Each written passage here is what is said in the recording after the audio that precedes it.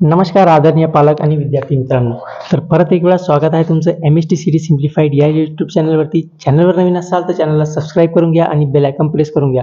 कारण की याच्यानंतर जे काउन्सिलिंग रिलेटेड जेही इम्पॉर्टंट अपडेट असतील ते आपण या चॅनलवर बघणार आहोत. तर ठीक आहे. तर आजचा जे आपला व्हिडिओ आहे ते आहे BAMS राऊंड 2चा कट ऑफ घसरण्याची काय कारणे ठरू शकतात. तर ही जी सगळी कारणे आहे आपण सविस्तर डिस्कस करणार आहोत. ठीक आहे. तर चला पहिला कारण, व्हिडिओमध्ये वेळ वाया न घालता आपण पहिला कारण बघून घेऊ. पहिला कारण म्हणजे ॲडिशन ऑफ न्यू कॉलेजेस, नवीन कॉलेजेस ॲड होणार आहे. तर ठीक आहे, हे कन्फर्म नाही झालं आहे. सीट मॅट्रिक्स आली की हे आपल्याला कन्फर्म होऊन जाईल. तर नवीन कॉलेजेस ॲड होतील. तर जसे की 2 गव्हर्नमेंट आहे आणि 6 प्रायव्हेट आहे. तर नवीन कॉलेजेस ॲड झाली की वॅकन्सी वाढतील. वॅकन्सी वाढले म्हणजे ज्या विद्यार्थ्यांचे चान्सेस कमी होते लागण्याचे त्या मुलांचे चान्सेस वाढून जातील. ठीक आहे, बरोबर. त्याच्यानंतर आता सविस्तर माहिती दुसरा मुद्दा आपण बघू. दुसरा मुद्दा म्हणजे फ्री एक्झिट. काही मुलं फ्री एक्झिट घेणार आहेत. ओके. तिसरा पॉईंट म्हणजे MBBS cap round 2. MBBS cap round 2 समजून घ्या तुम्ही. MBBS आणि हे इंटरलिंक कसं आहे, आता काउन्सिलिंगची प्रोसिजर जेवढी सिंपल दिसते तेवढी सिंपल नसते. MBBS वाला फॅक्टर कसं डिपेंड करते आता बघा. काही मुलांना सिलेक्शन झालं आहे MBBSला. ज्या मुलांनी BAMSची काउन्सिलिंग जॉईन केली आणि MBBSची, तर ज्यांना MBBS कॉलेज अलॉट झालं आहे आता ते काय करते इकडलं ते सोडून देतील काउन्सिलिंग. त्याच्यानंतर आता हेच पॉईंटला आपण इन डेप्थ जाऊन डिस्कस करू. बघा आता कॅन्डिडेट एला गव्हर्नमेंट BAMS कॉलेज लागला आहे. ठीक आहे. तर गव्हर्नमेंट BAMS कॉलेज लागल्यामुळे काय झालं आहे, आता त्याची इच्छा होती की नाही आता आपण MBBS करू. ठीक आहे. तर ते काय करतात MBBSसाठी मूव्ह ऑन बाहेर करतात.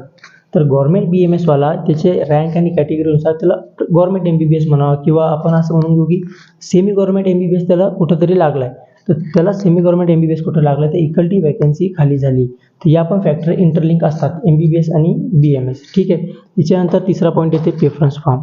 सगळ्यात इम्पॉर्टंट मुद्दा, प्रेफरन्स फॉर्म बनवण्यामध्ये खूप सारे विद्यार्थी चूक करतात. त्यांनी चूक केली म्हणजे काय होतं, कॉलेज अलॉट नाही झालं आहे सर, आम्हाला फोन येतात सर आम्हाला आमची ही रँक आहे, आम्हाला कॉलेज अलॉट नाही झालं आहे. कॉलेज अलॉट झालं आहे तर आम्हाला बाबा आवडीचं कॉलेज अलॉट नाही झालं आहे.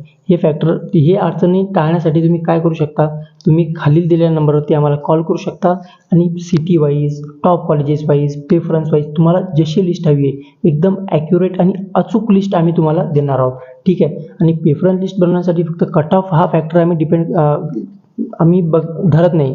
कारण की प्रेफरन्स बनवण्यामध्ये खूप सारे फॅक्टर, जसं की आता कोणी म्हणलं की सर आम्हाला टॉप कॉलेजेसची लिस्ट पाहिजे, टॉप कॉलेजेस पाहिजे. तर टॉप कॉलेज म्हणजे असंच नाही की जसं कट ऑफ आहे तेच टॉप आहे. काही कॉलेजमध्ये आता कसं बघावं लागते, कॉलेजचं पेशंट फ्लो काय आहे, त्याच्यानंतर त्याची फॅकल्टी कशी आहे, त्याचं इन्फ्रास्ट्रक्चर कसं आहे, कॉलेजचं लोकेशन कसं आहे, या गोष्टीही बघावं लागतात. लोकेशन, आता तुम्ही म्हणता लोकेशनचं पॉईंट कसं, सपोज एक उदाहरण धरा, एक कॉलेज आहे XYZ पुणे. त्या कॉलेजनं टाकलं आहे लोकेशन पुणे, पण ॲक्च्युली काय होतं ते कॉलेज पुण्यापेक्षा 60, 70, 80, 90 एवढ्या किलोमीटरनं लांब असतात. तर आपण काय करतो, या सगळ्या ज्या गोष्टी असतात, कारण की जेवढेही महाराष्ट्रातील कॉलेज आहे प्रत्येक कॉलेजची मॅन्यूट जी डिटेल असते ती डिटेल आम्हाला माहीत आहे. तर आमचे जे मोस्ट ऑफ द व्ह्युअर्स आहेत ते पॅरेंट्स वर्ग आहे. 60% ऑफ द व्ह्युअर आमचे पॅरेंट्स आहेत. तर पालक वर्गांना माझी विनंती आहे, तुम्ही काय करा, तुम्ही फक्त आम्हाला खाली दिलेल्या नंबरवर कॉल करा आणि फक्त 999 मध्ये तुम्ही आपली प्रेफरन्स लिस्ट बनवून घेऊ शकता आमच्याकडून. ठीक आहे. चला पुढं जाऊन आपण पुढचे मुद्दे डिस्कस करू. दुसरा आहे ऑल इंडिया कोटा AIQ. BAMSच्या AIQमध्ये खूप साऱ्या विद्यार्थ्यांनी रजिस्ट्रेशन केलं आहे. आता BAMS AIQ फॅक्टर इथं कसं येणार आहे कट ऑफ लिस्ट होण्यामध्ये. बघा आता BAMS all India quota 15% reserve असते.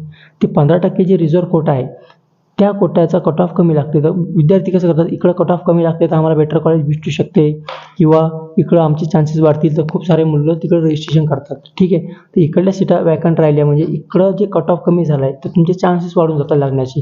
तर ह्या संपूर्ण जी काउन्सिलिंगची प्रोसेस आहे ही जेवढी सिंपल दिसते तेवढी सिंपल नाही. खूप सारे फॅक्टरीला अफेक्ट करत आहे. जसं की 4 ते 5 फॅक्टर मी तुम्हाला सध्या मोजून दिले आहेत. तर या सगळे फॅक्टर तुम्ही टाळू शकता, कारण की आमचा अनुभव आणि तुमचे मार्क फक्त ह्या 2 गोष्टीमुळे. तर तुम्ही काय करू शकता, खालील दिलेल्या नंबरवरती तुम्ही आम्हाला कॉल करू शकता आणि फक्त 999 मध्ये आमच्याकडून प्रेफरन्स फॉर्म भरून घेऊ शकता. किंवा तुमचे काही डाऊट असतील तर तुम्ही डिस्क्रिप्शनमध्ये लिंक आहे टेलिग्रामची, तिथे जाऊन तुम्ही टेलिग्रामवर आम्हाला काही तुमचे प्रश्न असतील ते विचारू शकता. नंतर इथं खाली जे नंबर दिला याच्यावर तुम्ही कॉल करा, व्हॉट्सअप करा. शक्यतो आम्ही कॉल कधी रिसीव्ह नाही केला तर व्हॉट्सअप करू शकता. त्याच्यानंतर कमेंट डाऊन करा तुमचे काही प्रश्न असतील तर. ठीक आहे. या सगळी गोष्ट होती. तर व्हिडिओ बघण्यासाठी तुमचं खूप खूप आभार. थँक्यू, धन्यवाद. जय हिंद, जय महाराष्ट्र.